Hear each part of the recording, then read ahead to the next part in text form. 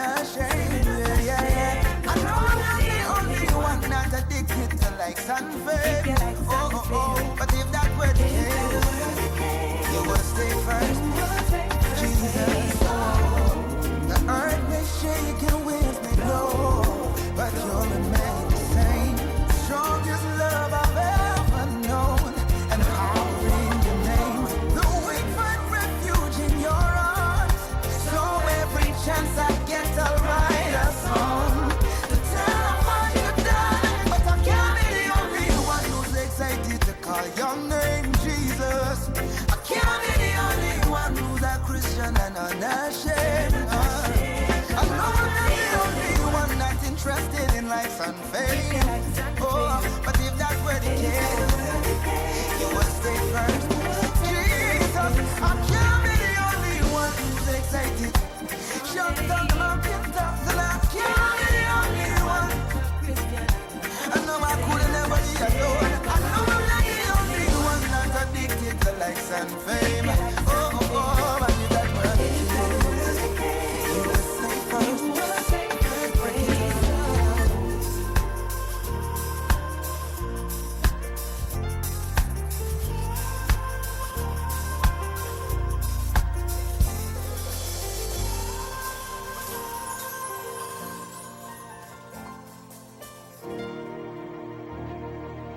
You would take first place, oh.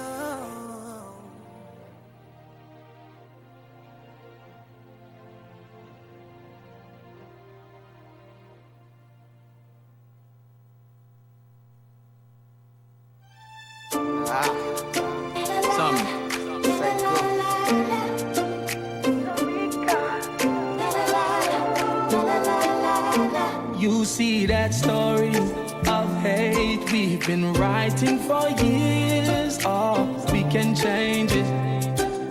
We can change it. You see that hurt, that pain we've been holding so long. Love can heal it. Only love can change it.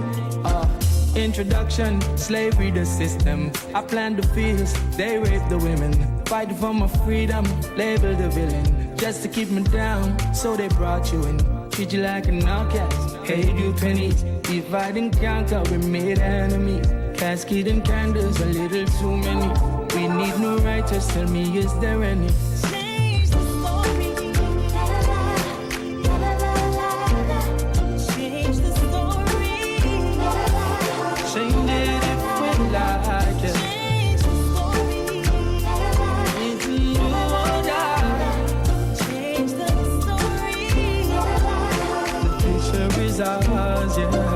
Last night me go feel look at bread. This morning them find me dead. That's the way life goes. That's the way the story goes. Yesterday the village full of joy. Today all the hard man a cry. Is that the way life should go? My generation shouting no. Cause if me dead, it mustn't be because you hate me. And that seems to be the narrative lately. So far and I'm gonna take my life cause you didn't make me. We have to stop make the headlines make we. So I'm handing you the pen, but before you write, make sure your heart right tonight. Not another second, not a minute, not an hour. We're running out of time. Change the story. I believe that we can change. Change the story. Oh, we can make it what we like.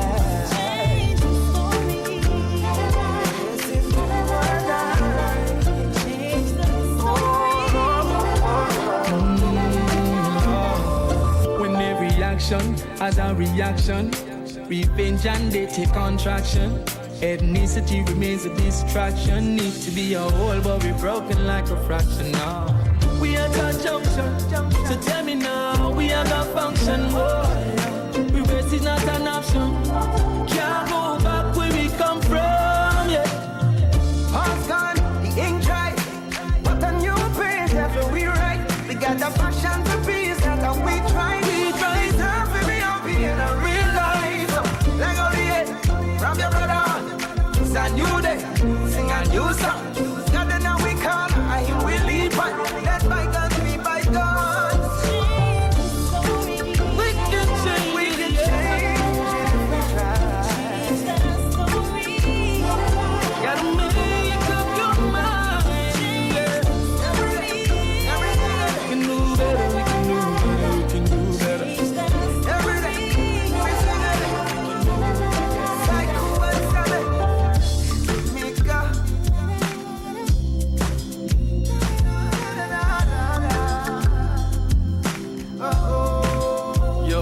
make up your mind and just done this foolishness, you know.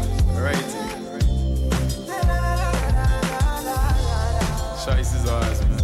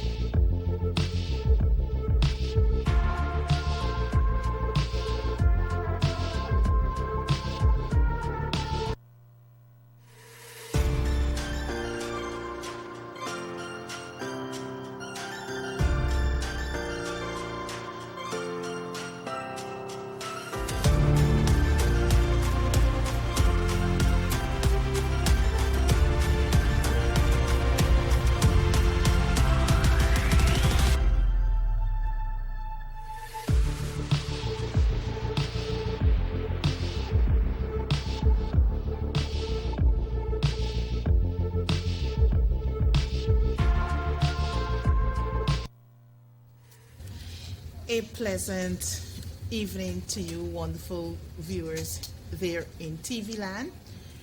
Welcome to another program of Let's Talk with Annette for today, Tuesday, the 21st of March 2023.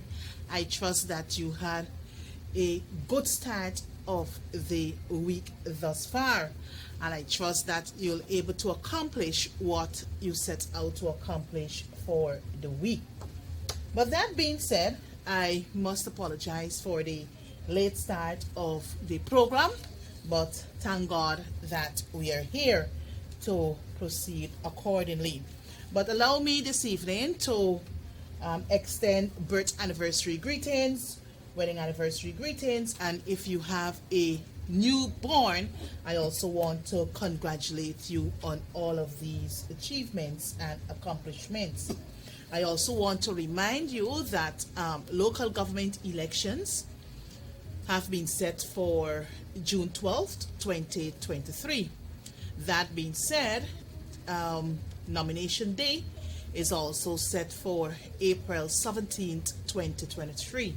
And I trust that those who will be representing your community in the various constituencies, I request of you to go out in your numbers and give full support to those who will be contesting at the polls. And I also want to remind you that the ruling regime at this time, their eyes are set on winning all the NDCs, if possible, the municipality areas that the coalition controls at this point in time. But if you really want to see your community or your area advance and develop, you have to ensure that you elect the right set of people.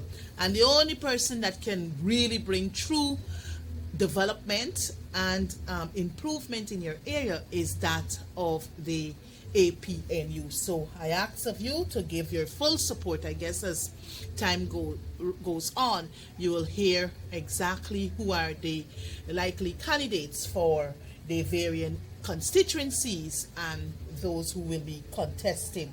I also want to remind you that that COVID is still with us. So please ensure that you continue to wear your mask, wash your hands, and maintain your distance. I have seen that PAHO, WHO, they have from time to time been putting advisories out there reminding us of the importance of wearing your mask. It is a form of protection not only for you, but also for those who you interface with and for your family. That being said, I also want to recognize the observances that nations are observing today, and one such is the World Down Syndrome Day. So, and what is Down syndrome? Down syndrome is a genetic condition caused by having an extra chromosome 21 in some or all of the body's cells. Down syndrome is marked by growth, developmental, and learning delays that vary from mild to severe. So today, Guyana joined the rest of the world in celebrating World Down Syndrome Day. And I think the task was to have, our school children and also those who are working and non-working people to wear colored socks. So let's continue to give our support to those who have these, growth development problem amongst every other disability. Also, we join nations in celebrating International Day of the Elimination of Racial Discrimination. This is a big thing in our country at the moment, and it is something that no one wants to really discuss. That's one. And also, we're a nation of 6 people, and we all should be living as one people, one nation, and one destiny. Look, we are all races, all ethnic groups. We have all been created by Almighty God. So He expects each and every one of us to live in love, peace, and harmony. So, moving on with my program, I also want to let you know that today's program will center on, we will continue to discuss Budget 2023 among some other issues that are affecting us as a nation. But no better of a person to guide us through these discussions. It's my friend, my brother, my comrade, my colleague, the Honorable Ganesh Mahipaul, who should have been here with us last week, but I did tender an excuse for him not being on the program last week. But I know he's not in the best of health, but he made it his duty to be here this evening to share with us. So before I bring him on screen, let me just do a brief introduction of my guest. I know he's no stranger to many of you. The name is Honorable Ganesh Mahipaul, Member of Parliament. He served as the UGSS, that is the University of Guyana Student Society President He was also communication officer. He served for the RDC region there in region number 3 under the coalition government, and former general manager acting of the Guyana National Newspapers Limited. Mr. Mahipaul currently serves as a member of parliament in the 12th parliament and he shadowed the Ministry of Local Government and Regional Development. He also serves on many subcommittees in the National Assembly, that being one of the most critical committee is that of the Public Accounts Committee. Without further ado, I want to bid my guest a warm welcome to Let's Talk. I know this is your first appearance, and I trust it will not be your last appearance, Mr. Mahipaul. So welcome to the program, and I'll invite you to make some brief remarks. Thank you very much for the invitation. I know I was supposed to be here last week. Yes. Unfortunately, I was under the weather. Yes. I'm still recovering. Thank you Yes. very much for that beautiful introduction. Not to take away from it, but I'm also a happily married man. Oh, with yes. a Oh, my God. wonderful, mischievous, energetic, and spuncious young boy. Yes. Any other thing I missed? No, Nothing nothing else that I wish Okay. to add. Okay. But it's a pleasure being here with you, Annette. I look forward to a fruitful discussion. I want to say good evening to all your viewers, and I want to reassure them that we are in this struggle, representing their interests, our interest, the Yes. people's interest, Yes. for a better Guyana, so that the future generation can enjoy better than what we are enjoying. And frankly, we are not enjoying anything. Exactly. And I want to also say that I join with you and the entire world in observing international Day of discrimination. yes, the against racial discrimination, and also to the world Down syndrome observance. As you can see, I have on Yes. my two different colors Exactly. pair of socks because I stand firm and strong on the observance, and I believe that there should be no level of the way you look at people, the way you judge people because of their differences. I don't support Yeah. that at all. I support life. Yes. I believe that with life there is progress. Amen. And we must continue to treasure Yes. who we have, find the strength in them, take that and make opportunities out Yeah. of it, Yes. and complement them wherever they are weak, so that there will be a smaller amount of threat to their being. Okay, thank you very much, Ganesh, for those words and also opening remarks. But before we get further into tonight's discussion, the first thing I want to throw at you is that Budget 2023 passed, I think, on the 2nd of February. 2nd of February 2023, 781.9 billion Guyana dollars. And the theme centered on improving lives today and building prosperity for tomorrow. I know that as a member of parliament, as a parliamentary representative, you have your constituencies or constituents in which you service. But I know that you have been on the ground. So what feedbacks you have been receiving from your constituents as it relates to Budget 2023, and also you can probably give your reaction to Budget 2023.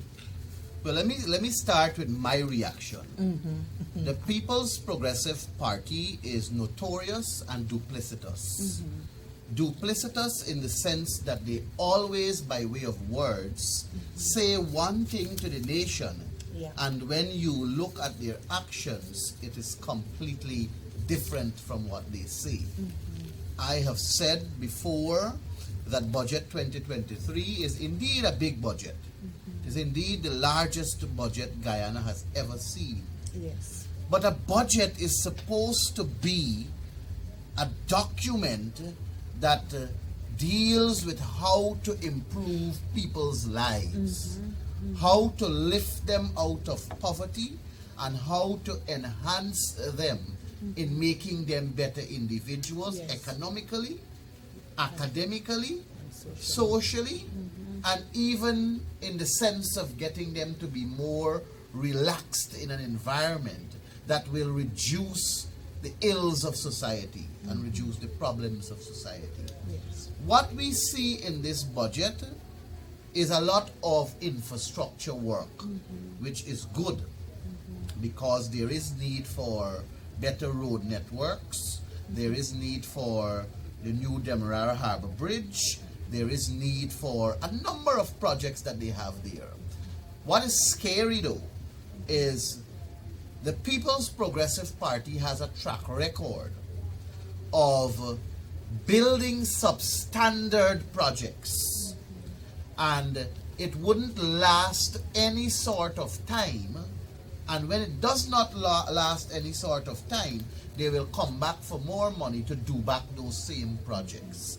And it's a way of how they keep their hands in the cookie jar, and it's a way of how they get their friends, families and favorites who they award contracts to give them back a cut of it. Yes. So that's a point to take note of. Yes. So showing off about your biggest budget and showing off about improvement in terms of infrastructure is one side of it.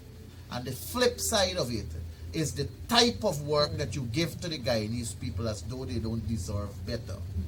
I draw a comparison with the coalition when we were in government. When we came into government, there was no oil resource at hand, but we were able to transform infrastructure, of which you played a critical role as a minister within that ministry. Yes. We spent billions of dollars on sea defense infrastructure. Yes. People may not understand the direct value of that because it is not something in their sight. But if there was not proper investment in proper sea defense, we may not have been sitting here today Very true. if we can't protect ourselves from The the sea. monstrous Atlantic Ocean. And we spent monies in constructing reinforced concrete bridges. We were not doing timber bridges.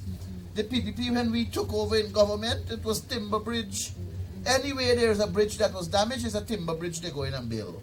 And they build the timber bridge because there is not going to be durability in terms of years. It will break up quickly. They will get to give back a contract to redo it so they could get a drawback. Yes. That's how they used to operate. We introduced roundabouts in this country. We introduced the, I think we started with, which one we did first? The roundabout.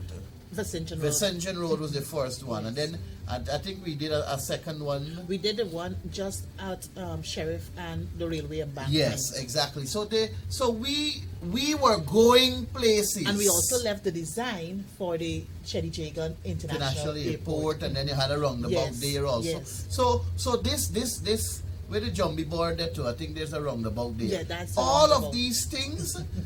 You see, Annette, when you take into consideration the coalition, you have to really thank God Yes. for that 5 years that the coalition spent. We really lift the bar. Exactly. We really lift the bar in terms of what the Guyanese people must expect. Yes. You take local government elections that is coming up in June 12th of 2023 is something the PPP would have done if they were still in government. Oh, no. We lift the bar. We came in 5 years and we had 2 local government elections. If they don't hold local government elections, it will be an indictment on them. And they know that. Yes. So perhaps they are very angry that they lost that 5 year because it now causes them to do things and do it properly, because the citizens of this country, they have 5 years of the coalition to do a comparison. Exactly. Another point I want to raise, Annette, in terms of budget 2023 is that the hugeness of the sum, 700 and how much billion dollars, in comparison to the coalition time, the coalition was focusing on improving people.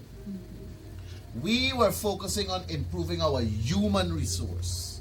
We understood the importance of public servants. We understood the importance of doctors, nurses, and teachers, the GDF men and women, the police men and women, the firemen and women. We understood their importance.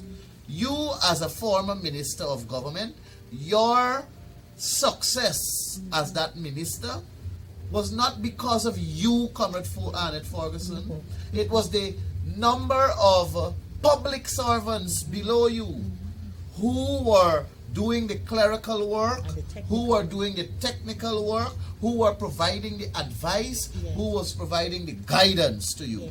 And that is why the coalition knew that for us to have a comfortable public service and delivery of service to the Guyanese people, it required us to invest in them. We had the Bertram Collins College of the Public Service.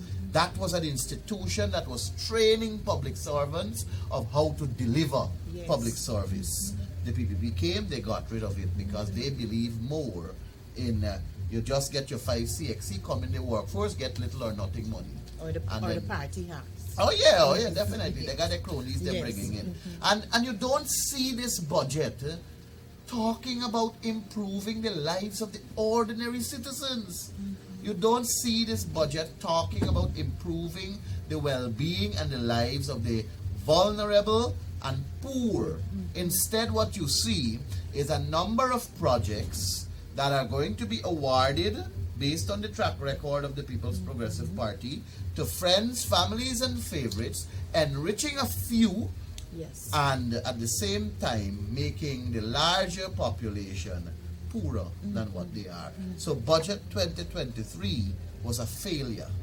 Budget 2023 was all about numbers scattered all over to make friends, families, and favorites their lives better and not the poor and ordinary citizens of this country. Budget 2023 does not reflect the reality of Guyana, and this picture that they want to paint, the People's Progressive Party want to paint about Guyana going places. Yes, we're going places, but we're not going the right places. And that is the problem. Good. Well, I know, Ganesh, that you are also, apart from you shadowing local government and regional development, you also have geographical responsibility, or what should I say, regional responsibility. That is parliamentary responsibility for region number 3. And I know for a fact, I saw just before coming in studio, I noticed you were out in your constituency today meeting with different ones. But can you share with our viewers what have been some of the feedbacks as it regards to Budget 2023, that's one, and also with this whole newfound natural resources that we have, that's the oil resource? The people are punishing. The people are simply punishing. Every single home that I visited today, and I did share some pictures on my social media page, my Facebook page. I did not share all because some of them, the people did say that they don't believe they are in a good presentation to go up on social media, which I respect. Yes. And I did ask consent if I can share, because you know, as politicians, you're in this era of technology, and then you have your fierce critics that say they don't see you on the ground and you don't do this, and you're a office MP and those kind of things. So on the one hand, you need those kind of publicity to go out so that people can understand that we do more than just sit in the parliament and represent. We do more than just research our topics and present it. We do more than just argue on television programs, but we actually go down into the communities and we meet with the people who have elected us. We satisfy the entire criteria of being a servant to the people, and that ought to be respected. The people whom I have spoken to today were very clear in their condemnation of Budget 2023 because they are not feeling the wealth as being touted by the People's Progressive Party. They know that they are suffering tremendously with high cost of living, extremely high cost of living. It is literally causing them to not know what to do. Yes. They're scattered in their thinking because they are wondering where the next meal will come from. It was heart-wrenching to see people argue and cry at the same time and express their disappointment about where our country is and where we are going. Some of them are wondering if this government will remain there to traumatize their children because they may not live to continue to look after their children. That's the feeling of people out there. And that is why I say to you, Sister Annette, that the talk about one Guyana is a scary thing. Yes. I have said 2 or 3 times, and I can say again, the stark reality, the harsh reality of Guyana right now is that we are 7 distinct Guyanas. Yes. I have said it time and time again. We are 7 distinct Guyanas. And that is the unfortunate reality, where friends, families, and favorites of the People's Progressive Party are enjoying the one Guyana because it is oneness in their circle. They get to enjoy one thing, and that one thing they're enjoying is corruption at all cost. And the other side of it, the flip side of it, is that the majority of people in this country continue to suffer, continue to not feel the wealth, continue to not enjoy the good life because the People's Progressive Party took it away, and they're wondering what next. I have said time and again, and I will continue to say and will forever say, that the power lies in the hands of the people. The power lies in the hands of the people. And removing this government installed as they are, and nobody can come and tell me otherwise. I keep uttering it. I keep saying that I was in the national recount and I saw fraud. And I know that it is fraudulent votes. I know it is irregularities, anomalies, and abnormalities that have these people sitting there. And I'm saying that another election will come. We're living in a democracy. Another election will come. If it doesn't, we will fight for it. And when that election comes, we have to play a role. I only have 1 vote, you know. One vote I have. You have 1 vote. The thousands of people that are looking at us, you have the remaining votes to unseat this cabal, to unseat this regime, to send the message that it is absolutely necessary for us to return the coalition to government so that the continuation of developing a Guyana for the betterment and future enjoyment of our future generation lies in your hands. So do what you have to do as we will do what we have to do. Well, Ganesh, I also want you to share with us, because I know you shadow local government and the current minister there, albeit by, default, right? And I know for a fact that you have been calling him out. That is Mr. Nigel Dharamlal. I mean, it's close to 3 years. How will you rate his performance? Because you're hardly hearing anything about in the public domain about what is happening at the local level.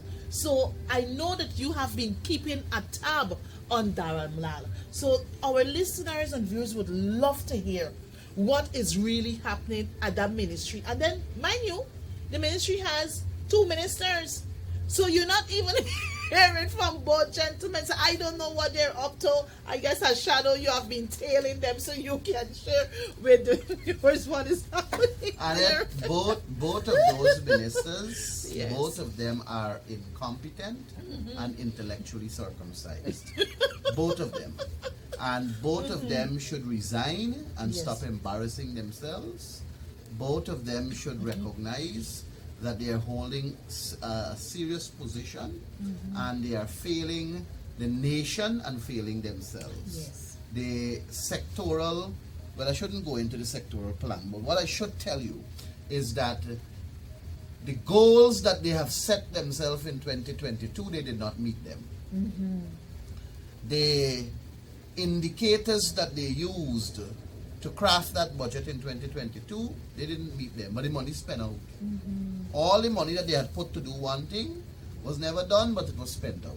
Yes. So that alone tells of their failure, Yes. and not to spend too much time on these two zealot ministers, but save and except to say that they're incompetent, intellectually circumcised, not fit for the position. They are worse than square pegs in wrong hole, and they should do the honorable thing and resign and give way to better people, if there is any in the PPP, or to simply chuck it, call for their own government to remove, and let competent people take the brain and develop this country for its people. Thank you very much, Mr. Mahipaul. Mr. Mahipaul, Budget 2023, I think under one of the measures, you have 5 billion set aside for addressing costs of living, the high cost of living in the country. I know you're a regional rep. Budget has passed. I don't know if the monies have been rolled out.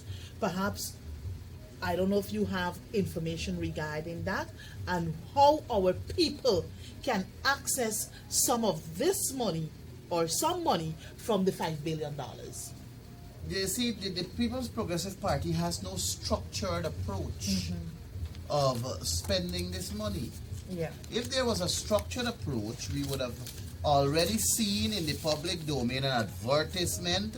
We would have seen that you can apply here. We would have seen that this is the criteria that you have to meet. We would have seen that the whole structure, the time frame, the duration, the amount for whatever purpose, those things we would have seen. Yes. But instead, what we know happens is that they will go into their PPP stronghold communities, they will call them out, and they will dole out. So one set of Guyanese will get, Yes. and 6 sets of Guyanese will not get. And that's why I say 7 distinct Guyanas. There are monies in that budget for that very cost of living, $5 billion.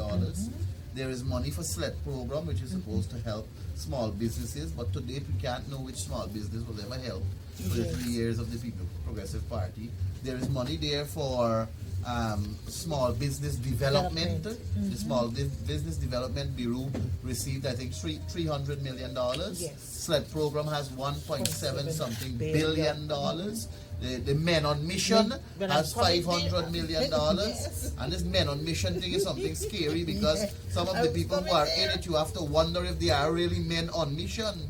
Because you know, you're supposed to, as I say, this thing is supposed to be structured. Yes.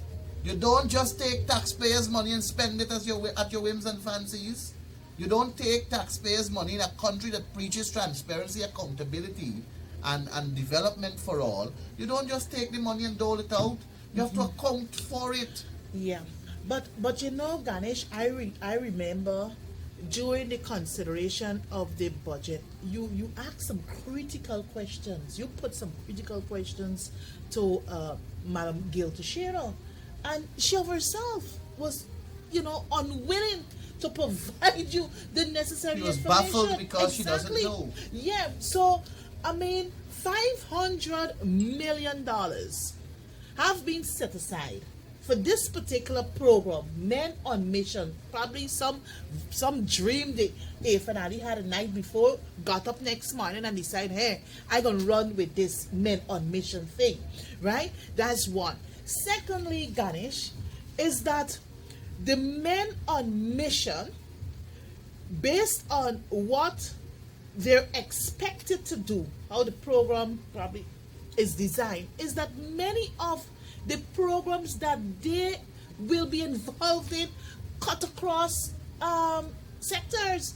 Ministry of Human Services and Social Security, they will be providing mental health assistance. I think when your house burnt, if you're in vulnerable But Annette, situation. Annette, the issue is bigger than that. You are correct. You are very correct. But the issue is bigger than that. This Men on Mission farce is, you're taking the Guyana Defense Force, Yes. and the Guyana Yes, coming to Police that. Force, and the Guyana Fire Service that are mandated for one purpose. the Guyana Police Force is mandated to reduce crime, Yes. serve and And protect. protect. The Guyana Defense Force has a mandate to protect our borders from external forces, territorial integrity and all of these things. The Fire Service has its mandate to ensure that people's homes and places are not burnt down. Look at the increase in crime that we have. Yes. Look at the road accidents. Look at the various problems that are currently facing our society. And when we ask ourselves, where are our servicemen and women, our policemen and women in uniform, where are they? Look at the amount of fires we have been having of recent. But we are finding the time to divert the attention of these servicemen and women elsewhere and not from their primary, not at their primary functions. We have to recognize that. Now, if our country had a reduction in crime significantly and we had less fire and we had less worry about our border, knowing what Venezuela is doing and so on, and you want to put your men on mission, well, okay, you have a reason. Never mind, it's not structured as yet because the 500 million still can't be structured to tell us how they're going to decide which home to build. Exactly. And then they have the private sector commission involved too, which is good. But my worry is if the private sector will make contribution to the construction of homes and so on this men on mission thing, will it be that there is somebody, I don't know, somebody probably, that will send in a bill saying that how they buy steel rod, they buy cement, they buy zinc and so on when it was actually donated. I don't know what is the arrangement. There is no proper and there is accountability. nothing else that I can associate with these funds, save and except to say that they are slush funds. They are slush funds that will benefit nobody else than friends, families and favorites of the People's Progressive Party. And all of these are reasons why our citizens ought to take a position, a strong position, and stand up confidently to remove them. Yes, stand up confidently to remove them at the next general and regional elections. Ganesh, the Natural Resource Fund, we know that matter is currently engaging the attention of the court. If my memory serves me accurate, we're at the point of having the decision handed down sometime. Is it this month or early next month? Well, I have to get that information from the senior counsel. Yes, I really Mr. would have to get that yes, information from the yes, senior yes, counsel. indeed. You know, right? you have, and that's the beauty with the 31 MPs. We Yes. all have our responsibilities and we all have our focus. Yes. And there's no other person that is more competent to speak on these legal matters and to articulate it in such a way to give us, the ordinary people, the level of confidence we need to understand these legal matters and to break down those legal jargons.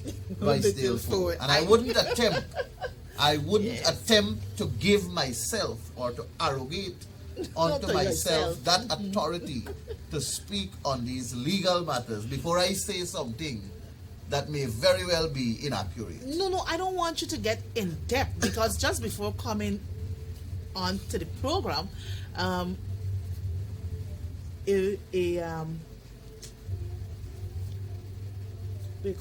member from the public reached out to me and asked me, MP Ferguson, isn't it tomorrow the decision on the Natural Resources Fund bill will be handed down? I said I have no recollection, but I can say that tomorrow, I can say, and perhaps this is equally important. Yes. That tomorrow the arguments before the Court of Appeal will be submitted on the elections petition. And that is perhaps something that we may want to tune into. Yes. To hear those arguments, their submissions, and well, you know, we're judge and jury and so on sometimes. But it's always good to tune in and familiarize yourself, edify yourself, so that you can have a clearer understanding. And if you're unsure about something, You have contact with the MPs. Drop them a inbox, drop them a message, and ask the question and let them answer it. That's our role. Exactly. But 2 weeks ago, I had the Learned Senior Counsel on this program. Okay. So he was able to share with our viewers and listeners, the varying bills and matters we have before the court and also the National Assembly. And he did a fantastic job. Moving on, though, I want to narrow your focus on this gas to energy project. And I know it is a project that is currently attracting the attention of the general public with regards to the EIA or EISA and all manner of things, right?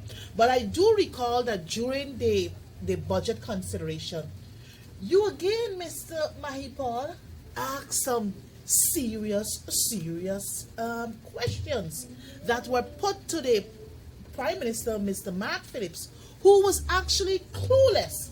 So I know that you being the regional MP for that region, being on the ground today, were you able to visit the site where this gas to energy project is likely to kick off, and how things are going there, and probably you can share some of the questions or your concerns that you would have put to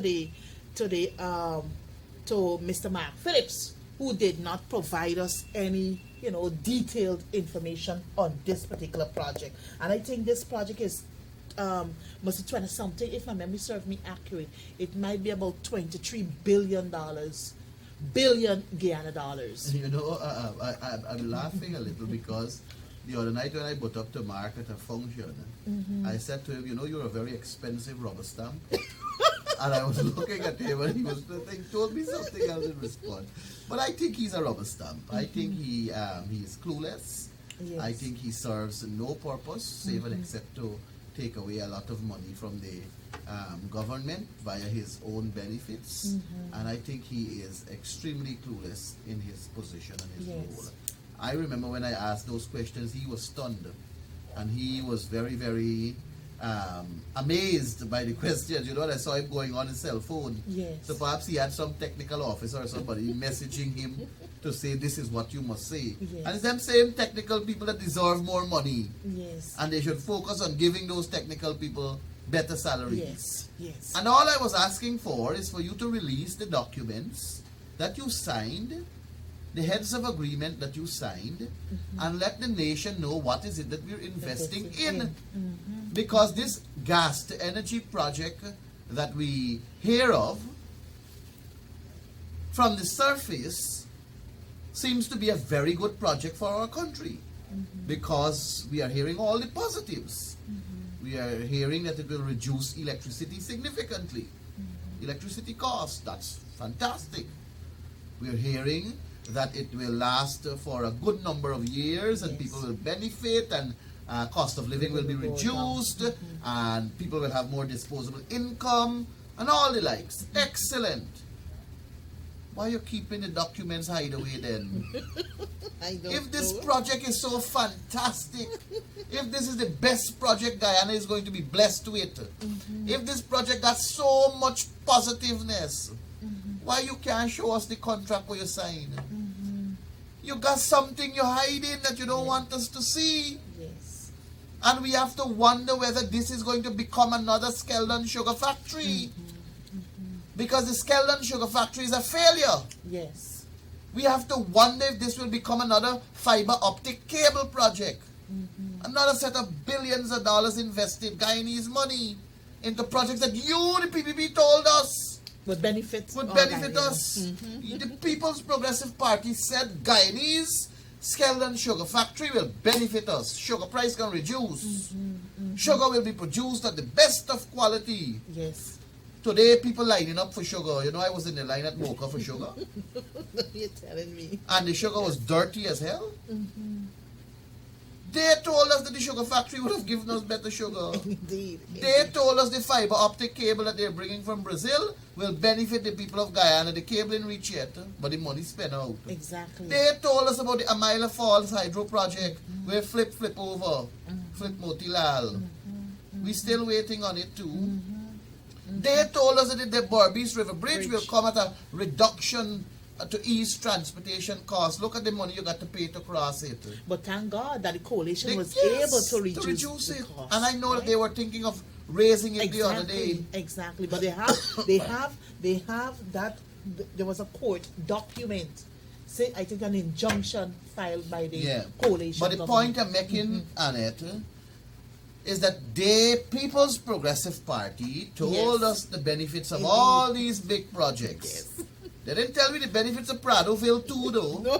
That one they keep to themselves because Indeed. there's only a couple of people benefit from that. Friends, families, and favorites. I remember they had to put in a special transformer thing. Yes, transformer, give water electricity, supply, a and special everything. And Yes. Pradoville too was a big project too with Yeah. taxpayers' money. Good roads and everything. With taxpayers' money. Exactly. They didn't tell me about that one though. We found out about it. Exactly. But now they want to tell us about the gas to energy project. Tell us it's the best project, the fantastic project. But they're not showing us the documents that they signed. They signed a heads of agreement document. Yes. And that document has all the nitty-gritties. The People's Progressive Party can talk from now to whenever about the benefits of the gas to shore project. I challenge them. Release those documents. Release those documents and let the citizens see what is it that you signed on to, and let us have an argument. Let us have a dialogue. Let us have a confrontation on whether what you have done is indeed beneficial or not to the Guyanese people. If you have nothing to hide, if you have nothing to fear, release the documents. Thank you. Release the documents if you have nothing to fear, if you have nothing to hide. It's transparency and Exactly. accountability we're talking about. And you know, they talk about it, they boast about they being a transparent government, they being an accountable government. And you're right. The only way you want to conceal this particular document from the Guyanese people is that there's some sinister behind it. Now, Ganesh, I know we have, it's about 6 minutes after 8, so we have about 15 minutes more into program time. So, I want to now turn our attention to the critical committee that yourself, German Figueroa being the chairman of that committee, Director Finance, and also David Patterson, all honorable members. The Public Accounts Committee. You know, a lot of things are out there in the public domain, but I don't think mainstream media have been carrying the trueness of what is really playing out at that committee's level. So, in the interest, you know, of transparency and also to bring to the attention of our viewers, in the minutes we have remaining, I would like for you to, you know, share with us what is happening so far with the Public Accounts Committee. All right, thank you very much for this opportunity. Let me say first of all that the Public Accounts Committee of Guyana has been in existence since 1953, and that is as far back as the records we have. So it may very well have been in existence before that. Yeah. But from 1953 to now, those are a number of years. And from 1953 to April of 2022, the quorum has always been any 3 members. Yes. And the Public Accounts Committee is a committee of the National Assembly that has the responsibility to oversee the expenditure of a government. That is the committee that sits and vets the Auditor General's report and question the accounting officers and propose guidances and solutions to issues that they may have. Yes. That is the committee that has oversight responsibility for the Auditor General's report, the Auditor General's office, and it is also the committee that employs or appoints the Public Procurement Commission.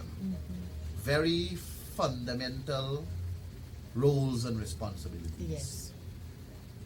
The People's Progressive Party took government in 92 to 2015, and it was always any 3 members was the quorum. The coalition came to office in 2015, served until 2020, any 3 members.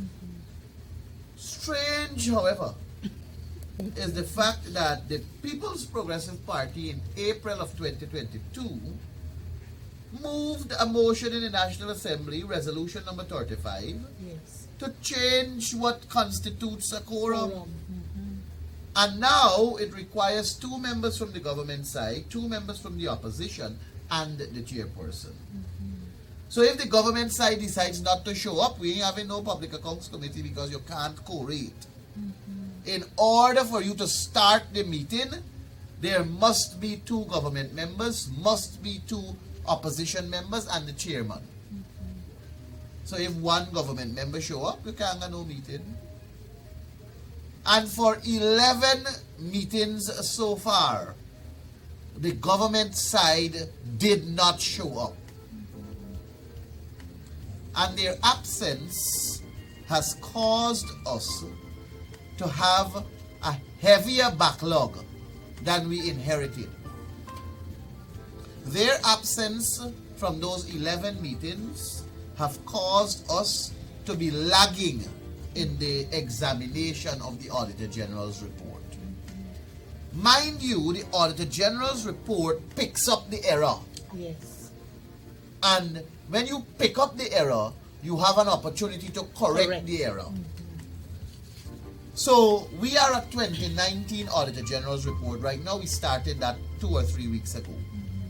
1 agency we examined. We have to finish 2019 before we can commence 2020.